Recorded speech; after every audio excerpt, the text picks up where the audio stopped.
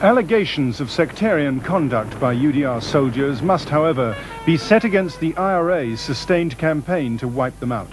IRA gunmen shot the part-time UDR man at point-blank range and then left behind a bomb which exploded. Witnessed IRA murders before, but last night's killing of the part-time soldier has horrified and angered them. A UDR patrol closing the Royal Avenue security gates caught the full impact of the blast. 2 soldiers inside the vehicle stood no chance. The gunmen opened fire. They fired several shots through the windows and body of the car, wounding him in the head, chest and back. I'll never forget that poor fella's face. That's the truth. I'll never forget his face. But there was nothing I could do. I brought a rug down, a drink of water, but he wasn't able to take the water. Mr. Nicol, who had been in the regiment since he was a teenager, leaves a widow and a 3-year-old daughter. 182 serving and 43 former UDR soldiers have been murdered, most of them off duty while at home or at work. 252 have been mentioned in dispatches for bravery. 15 soldiers have been decorated for gallantry. The loss of so many men and women explains why loyalists react so vigorously to critical scrutiny of a regiment they regard as theirs. The media wield in every political cripple available to keep the ball rolling against the UDR.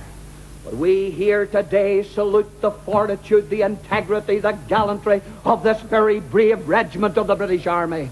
We are proud of our Ulster Defence Regiment, sons and daughters in our province. Although IRA terrorism poses the greatest threat, Catholics believe the UDR focuses on it to the exclusion of loyalist terrorists who've killed 600 Catholics.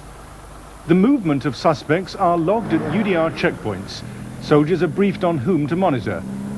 Panorama found 10 soldiers who were prepared to discuss how they're briefed. Between them, they've been on several thousand patrols in areas where both IRA and loyalist terrorists were active.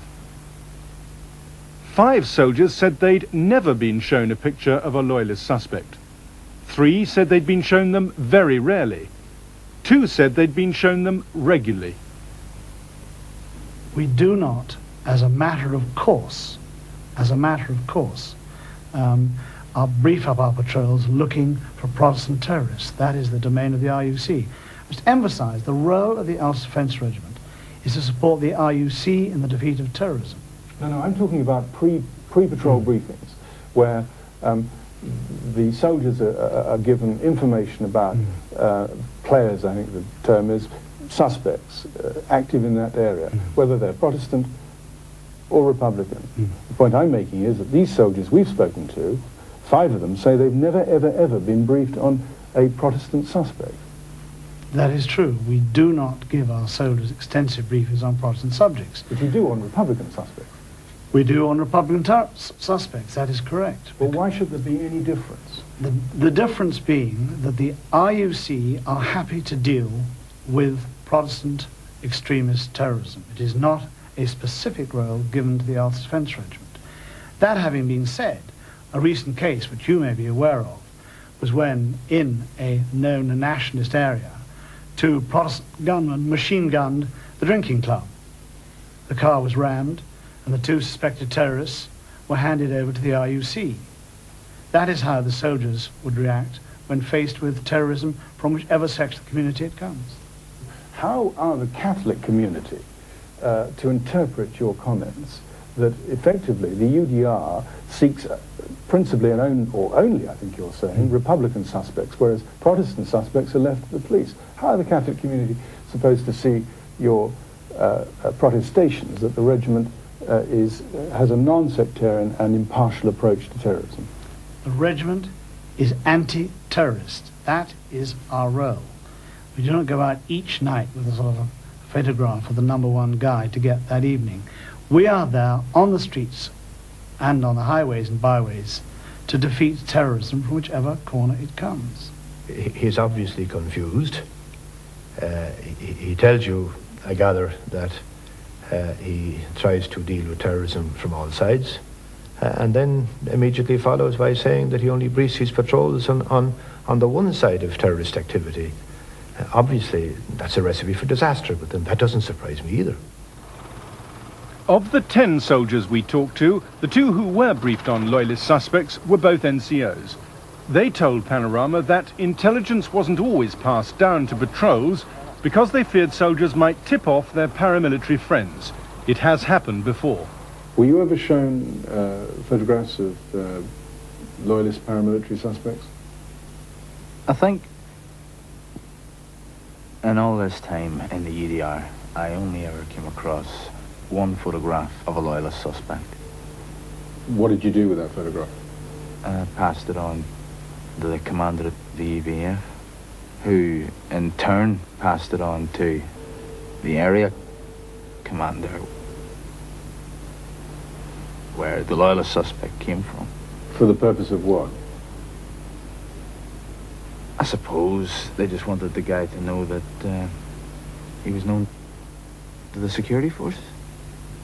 Although some patrols aren't trusted with the names of Protestant suspects, all patrols are trusted with the names of Republicans. We've acquired this copy of a UDR soldier's notebook. Every UDR soldier has a notebook like this. It demonstrates the sheer volume of intelligence held by the average UDR soldier on Republicans. In this book are 281 names, many of them with their addresses, the cars they drive, and their associates. Not one of them is a Protestant. A tough system of vetting would reduce the risk of these names being leaked to Loyalist assassins. But the UDR's own record of direct involvement with terrorist activity suggests the vetting system has not been tough enough. The government claims not to have figures for the number of UDR soldiers convicted of terrorist offences. They say records are not available before 1985. So Panorama combed through newspaper reports for the last 20 years. Our list is not definitive, but we found that 197 serving or former soldiers have been convicted for terrorist, sectarian and other serious offences. That includes 17 soldiers convicted for murder.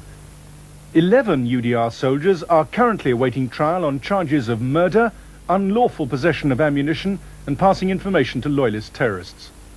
Guys who are in the UDR,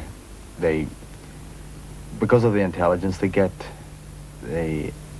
after a while they realise that most of the IRA activists are walking around the country free men. The security forces know them, and they know, in a lot of instances, they know the particular operations that they've been involved in. But through lack of evidence, they're never going to be able to convict them in the courts. And at the end of the day, there's only one way to deal with them. I don't believe people go into the UDR with the intention of victimizing one section of the community.